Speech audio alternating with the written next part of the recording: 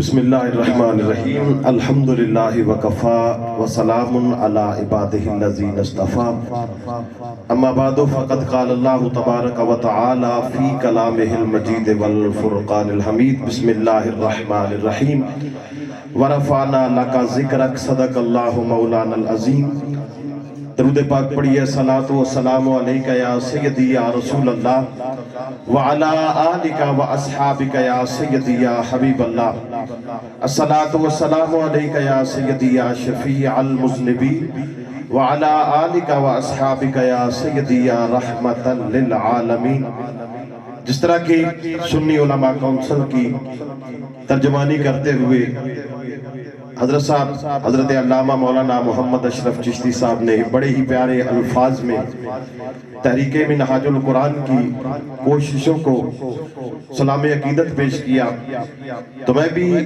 اتنا ہی کہنا چاہوں گا کہ اگر اس فتنوں کے دور میں جب ہر طرف سے رافضیت خارجیت کے فتووں کی زد میں ہر آج کے رسول خارجیت اور رافضیت کے فتنوں کی زد میں ہے، الحمدللہ کہ تحریک منہاج القرآن وہ ہمارا سٹیج ہے کہ جس میں محبت ہی محبت سکھائی جاتی ہے۔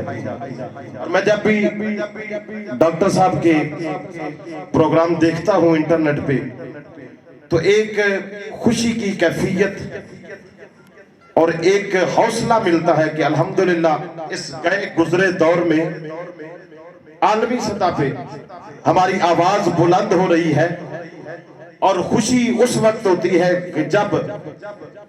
50-50 60-60 ملکوں سے آئے ہوئے سکالر تشریف فرما ہوتے ہیں، اور ان میں جو مہمان خصوصی کی کرسی پہ بیٹھا ہوتا ہے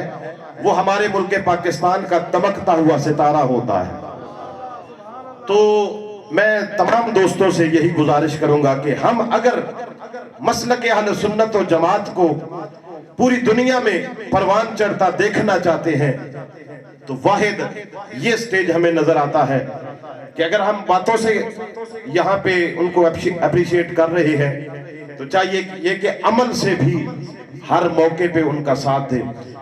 محافل میلاد مصطفیٰ صلی اللہ علیہ وآلہ وسلم مہینہ پورا ربیع الاول شریف کا گزر چکا، ہم نے دیکھا